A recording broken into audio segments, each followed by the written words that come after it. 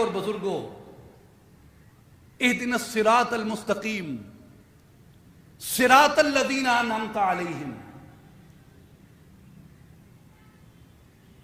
آپ نے فاتحہ شروع کی کہاں سے؟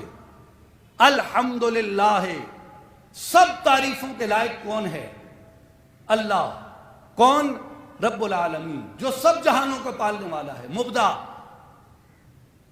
الرحمن الرحیم، جو تمام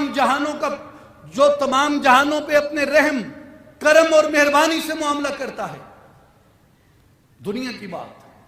مالک یوم الدین، جو آخرت کا مالک ہے، معاد بیان کر دیا۔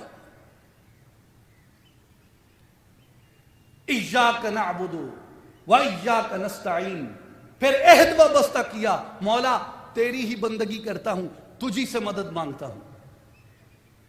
پہلے یہ مانا کہ وہ ہر ابتدا سے پہلے ہے اور اس کی تعریف کی، پھر یہ مانا کہ جو کچھ موجود ہے اس کا مالک اور رب بھی وہی ہے، اور ہم اس کے رحم اور کرم اور مہربانی کے متلاشی ہیں۔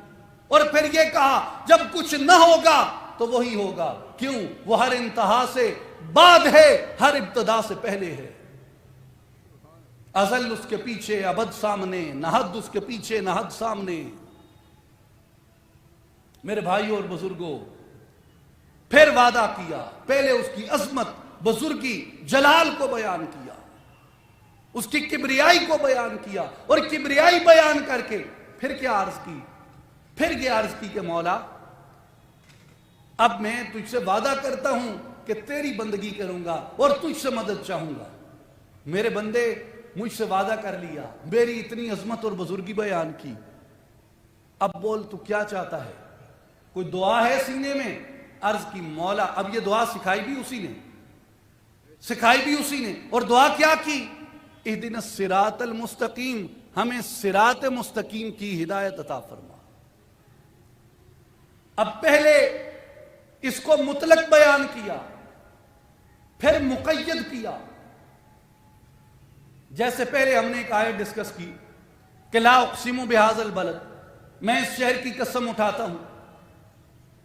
پہلے مطلقاً بیان کیا، پھر مقید کیا اس بات کے ساتھ کہ وَأَنْتَ حِلٌّ بِهَذَا الْبَلَدِ، اس لیے کہ آپ اس شہر کے اندر بستے ہیں۔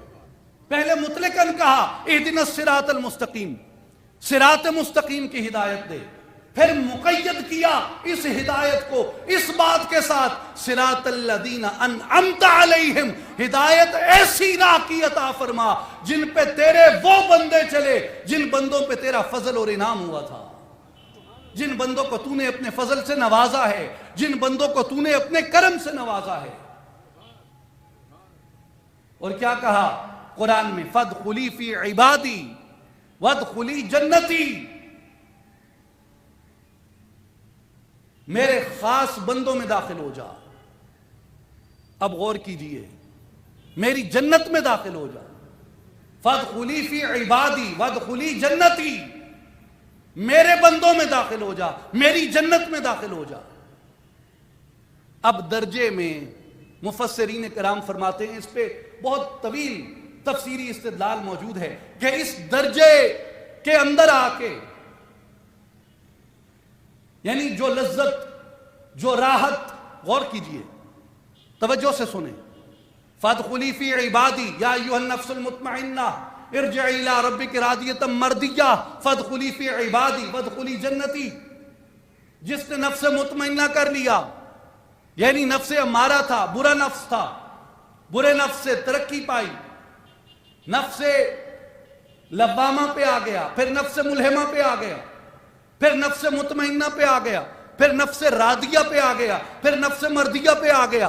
اب اتنے درجے پاتا پاتا پاتا ایک پلید نفس سے، ناپاک نفس سے کچھ بہتر ہوا، بہتری سے ملامت میں آیا، ملامت سے مطمئنہ میں آیا، مطمئنہ سے اس درجے میں آیا کہ اس نے اللہ کو راضی کر لیا، پھر اس درجے پہ آیا کہ اللہ نے اسے راضی کر دیا۔ اور پھر یعنی عام طور پہ نفس کے 4 درجے بیان کیے جاتے ہیں، لیکن اس آیت مبارکہ کی روشنی میں حضرت سلطان باہو رحمۃ اللہ علیہ نے ایک مقام پہ فرمایا ہے کہ نفس کے 6 درجے ہیں۔ امارہ، ملہمہ، لوامہ، مطمئنہ، راضیہ اور مردیہ، نفس کے 6 درجے ہیں۔ اب 6 درجے نفس کے وہ طے کر چکا۔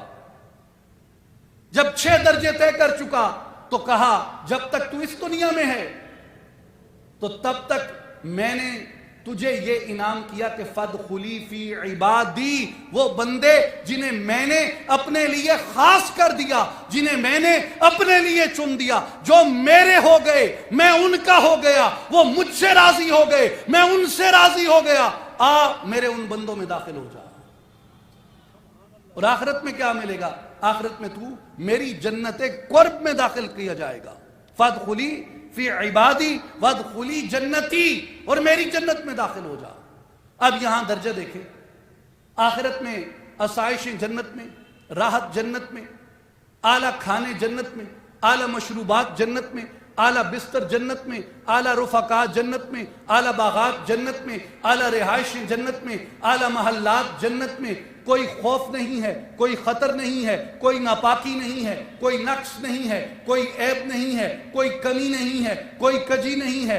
کس کے اندر؟ جنت کے اندر۔ وہاں گیا تو آنکھوں کو راحت، وہاں گیا تو کانوں کو راحت، وہاں گیا تو ہاتھوں کو راحت، وہاں گیا تو پاؤں کو راحت، وہاں گیا تو جسم کے تمام اعضاء کو راحت، وہاں گیا تو خیالات کو راحت، اور وہاں گیا تو تیرے تمام محسوسات کو راحت ملے گی۔ فرمایا میرے بندے، جس طرح مرنے کے بعد تجھے جنت میں داخل ہو کے یہ ساری آسائشیں، یہ ساری راحتیں، یہ سارے انعام، یہ سارا سکون، یہ سارا اطمینان نصیب ہوگا، اسی طرح اس دنیا میں رہتے ہوئے میں نے تجھے یہ انعام عطا کر دیا، فَادْخُلِي فِي عِبَادِي۔ جس طرح آخرت کا انعام جنت میں داخلہ ہے، اس دنیا کا انعام میرے چنے ہوئے بندوں کے ساتھ شامل ہو جانا ہے۔